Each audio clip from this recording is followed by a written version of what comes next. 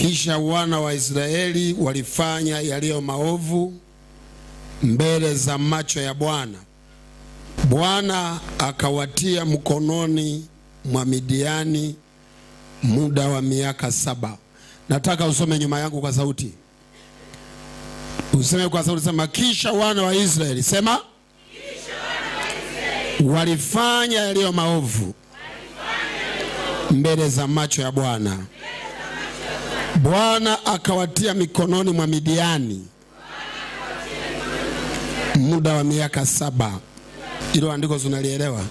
Ni sababu gani Mungu aliwaweka Israeli mikononi mwa Midiani? Walikuwa wamemtendea Mungu dhambi. Inua mikono juu kabisa, juu hapo, hujainua hapo, umetega kama unatega chapati. Inua juu, sema Baba wa mbinguni, naomba usinitie mikononi mwa matatizo. Nataka tuseme wote, na useme na sauti tu, sema Baba wa mbinguni, naomba usiniweke mikononi mwa matatizo. Kuanzia leo sitafanya maovu mbele ya macho yako. Nisamehe kuanzia leo, naacha dhambi. Sema kuanzia leo naacha maovu. Kuanzia leo naacha dhambi zote nilizokutenda wewe. Nisamehe Baba. Inua mikono vizuri. Bwana Yesu, neno lako lituponye, tutakaswe, tuinuliwe, tutiwe nguvu, tuhuishwe, tupewe uhai, tupewe uzima, tupewe baraka ya kuoa na kuolewa, tupewe baraka ya kuzaa watoto wakaishi, tupewe baraka ya kujenga manyumba na kununua magari, tupewe baraka kukutumikia wewe na kuishi miaka mingi.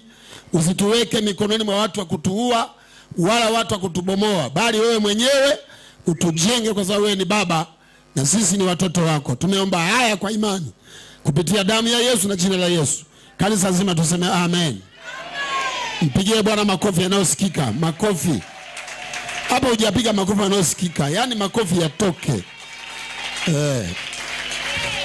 Nitikie useme amen. Sikiliza kwa makini na uniangalie. Ili andiko ni mfano wa maisha yetu. Wana wa Israeli walitenda yaliyo mabaya. Usiniangalie, usitoke nje, tulia. Hii ni ibada. Ifanye yaliyo, unaona shida yako ndio hiyo. Nataka tuende pamoja. Walifanya yaliyo, matokeo Mungu akawafanyaje? Akawaweka mikononi mwa Wamidiani. Yani kama hivi Tanzania imtende Mungu dhambi, halafu Mungu ainue taifa lingine lije litutandike. Yani unapomfanyia Mungu uhuni, unajifanya wewe ni mwelewa, unaroga, unavaa ilizi, unaenda kwa waganga, unatambikia. Usifikirie Mungu akuangalie. Mungu anakuangalia. Mungu akishaona hivyo, anachokifanya Mungu, anatafuta tatizo, anatafuta mtu mwenye nguvu, anamuinua juu yako akutandike ili unyooke, uache uhuni. Usilete kichwa, usilete kiburi, usilete ujuaji. Usimwambie Mungu nimesoma, nina degree. Usimwambie Mungu si nina diploma, si nina CV, si nini nimeelewa, mume wangu ni mrefu, mimi ninanenepa, si nina sura nzuri, nina pua ndefu. Hiyo ni yako. Mungu atabaki pale pale. Na ukileta za kuleta, anakuinulia mtu, anakuinulia jamaa, anakunyosha. Matatizo mengi unayoona katika maisha ya watu ni kwa sababu wanamtenda Mungu maovu. Wamezidisha dhambi, wamezidisha kiburi, hawaambiliki, hawataki Mungu, hawataki ibada, hawataki kusali, hawataki kumtolea Mungu sadaka. Yani Mungu amekupa hela, hutaki kumtolea yeye. Mungu amekupa mke, Mungu amekupa mume, unamletea kiburi, unaletea kichwa. Anakuinulia kansa, anakuinulia ugonjwa ili unyooke. Wewe si ni mbabe, yeye ni mbabe zaidi yako. Na ukileta za kuleta, anakuua, unatoka. Kwani dunia ni ya kwako? Hachezewi huyo. Huyo huwa tunamwabudu mpaka tunapiga. Hii inaitwa nini? Paji la uso kwenye udongo. Nidhamu. Kwani wewe unapima kilo ngapi? Hizo kilo 50 zimsumbue Mungu, unafanya dhambi mpaka mtaa ulali na kilo zako 70. Akikufuta watu wabaki wakaendelea. Acha ubabe, acha dhambi, acha maovu, acha fujo, acha vurugu. Yani wewe mtu mmoja uvuruge familia, uvuruge mume, uvuruge ukoo mzima, mawifi zako hawalali, baba mkwe mpaka anapata pressure. Wewe tuliolewa hapo. Mwambie jirani yako kwa sauti, mwambie acha ubaya, mwambie acha ubaya. Naona humwambii kwa sababu ile neno limekushika sasa, hata kuongea uongei. Na kuambia leo tutanyoshana hapa. Mwambie jirani yako acha ubaya, mwambie acha ubaya wewe. Mkono wa Midiani, mstari wa 2, ulikuwa na nguvu juu ya Israeli. Tena kwa sababu Midiani wana wa Israeli walijifanyia hayo mashimo yale milimani na hayo mapango na hizo ngome. Kwa sababu si wanavamiwa, lazima wawe na shimo la kujificha. Midiani wakija mzee, mkisikia ameanzia Kisesa, Ilemela wote kwenye mashimo. Wakikukuta ujaenda shimoni umejificha, wanakata kichwa. Wanachukua ngombe zako, wanachukua mke, wanachukua kila kitu. Hapo wanakukata kichwa, wanaacha shingo yako hapo. Lakini imekuwa ni nini? Ni malipizi ya maovu yao. Hebu sema malipizi ya dhambi. Nataka wote muongee, sema malipizi ya dhambi. Ukiona mtu anafanya dhambi usimuige, kwa sababu kuna atavuna anachopanda. Baadaye atalia, baadaye unaona hata hapa watu wengi mna matatizo mengi, ni matokeo ya baba zenu. Baba yako alikuwa mganga, baba yako alikuwa mchawi, baba yako aliua watu, baba yako alifanya mabaya mengi, alikuwa ingia hata kanisa. Unafikiria wewe alikuzaa unapata nini? Unaambulia shida tu. Inaitwa laana za ukoo. Sasa na wewe usipite kwenye njia za baba zako. Wewe mpende Bwana, nenda kanisani ili uzao wako pate neema. Ina mikono yote. Tamka kwangu, sema Yesu, leta neema juu ya uzao wangu. Na uombee rehema uzao wangu. Maovu yangu yasiwe juu yao. Mbona mtoi sauti? Mbona mtoi sauti? Sema maovu yangu yasiwe juu ya watoto wangu. Leo naomba rehema, nisamehewe mimi na uzao wangu kwa jina la Yesu aliye hai. Yesu, umestahili sifa. Mpigie Bwana makofi yanayosikika. Piga mikono kabisa kwa kumaanisha. Toa sauti, sema amen. Huwezi wewe kuwa wewe baba unaishi maisha ya ajabu au unataka watoto wako watapata maisha mazuri. Hapana, watavuna kutoka kwako. Ndio maana tunaambia badilika. Usipobadilika, uzao wako utakula vumbi kwa sababu yako. Mstari wa 3, basi hapo Israeli walipokuwa wamepanda mashamba, wa Midiani wakakwea, yani wakapanda, na Wamaleki nao wana wa mashariki wakakwea juu yao. Fungua sauti yako, sema amen. Nataka niongee na watu wanaoongea, sema amen. Mungu aliwatia mikononi mwa Midiani. Midiani nao walileta marafiki zao wa kuwaonea Waisraeli pamoja nao. Kukaja wana wa mashariki. Hapo nasikia basi hapo Israeli walipokuwa wamepanda mashamba, wa Midiani walikuja na Wamaleki na wana wa mashariki. Maadui wamefika 3. Kwa sababu adui analeta adui, adui analeta adui. Maadui wakawa 3. Waisraeli wakilima mashamba, wakati mashamba yameanza kuonekana, wa Midiani wanakuja na Wamaleki na wana wa mashariki wanakuja na haribu mashamba yao. Wanachukua na ngombe zao, wanaua na watu. Kwa sababu Mungu amewainua kwa sababu ya dhambi za hawa. Dhambi zako zitakuletea maadui. Dhambi zako zitakuletea vita. Dhambi zako zitakuletea magonjwa. Dhambi zako zitakuletea matatizo. Ndio maana nakwambia acha. Nikikwambia acha sio kwa sababu ni mimi nasema. Bwana anasema acha. Mtu mmoja leo na Mungu ndani yake aseme amen. Amen. Chale mabaya yote tunayoyafanya. Mwambie usipoacha, Mungu atakuinulia maadui, watakutesa sana. Watu 20 waseme amen. Amen. Acha. Usiibe, usichukue cha mtu, usile kuku ya jirani yako, usihamishe mpaka, usiibe nguo za majirani na vijiko na masahani yao. Acha. Sinaongea na watu hapa.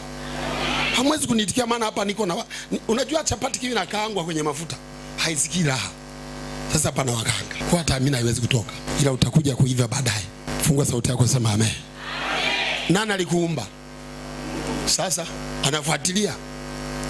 So kama Mungu alikuweka hapa yakaenda, yupo na wewe anafuatilia nyendo zako, unafanya nini, namna unavyoiba, unavyonyanyasa mke wako, unanyanyasa mume wako umpiki chakula vizuri, mume wako unamtukana, unamfyonza, unampieda. We mama, mwanaume hana raha kwa sababu yako, anaugua pressure. Wewe kama mama, wewe ukiwa kanisani, pua takatifu, uso mdomo mtakatifu. Subiri ufike kwako, mdomo nageuka, pua inageuka. Hayo macho mazuri unayaremba ukiwa mbele ya watu. Ukifika mbele ya mume wako, macho yako kwa meupe makubwa, unalitoa nje, utafikiri mwanaume mwenzake. Hana ndevu lakini mkatili sana. Mkatili kwa watoto aliowazaa, mkatili kwa mume wake. Mume hawezi kulala usingizi. Mume hawezi kula chakula kashiba, akianza kula na anaanza kutukana. Mwanaume gani wewe mwana? Hasa anakula ugali na maneno yako. Sister, what for? Ulilelewa na nani wewe mwanamke ambaye huwezi kumtuma mume wako aweni akala kashiba? Unaongea kama cherehani humalizi. Toto gani wa kike wewe? Kabila gani wewe? Wamidiani wakakwea na wana wa Mareki na wana wa Mashariki wakakwea juu yao, wakapanga marago juu yao na kuyaharibu hayo maongeo ya nchi, yani mashamba, hata ifikapo Gaza. Wala hawakuacha katika Israeli riziki ziwazo zozote, wala ng'ombe wala punda. Hawa wana wa Mareki na wa Mashariki na wa Midiani walikuja kabeba mpaka punda, mashamba kaharibu, wakavuga kila kitu. Lakini kwa nini wanafanya haya? Ni Mungu amewainua juu ya Israeli kwa sababu Waisraeli wamezidi dhambi. Kama Israeli singefanya dhambi, wangemwabudu Mungu, wakamtolea sadaka Mungu, wakakaa mbele za Bwana, wakaacha mabaya. Hawa wa Mareki na hawa Midiani na wana wa Mashariki wasingekuja kuwaonea. Mungu anakufuatilia. Mungu anafuatilia kulala kwako, kula kwako, utembea kwako. Mungu anafuatilia mpaka matumizi ya hela zako unavyozipeleka. Mungu anafuatilia maneno yako. Mungu anafuatilia kila kitu. Everything God is yani Mungu yuko nyuma yako. Wewe umuone yeye anakuona. Wewe umjali yeye anakujali. Anaona.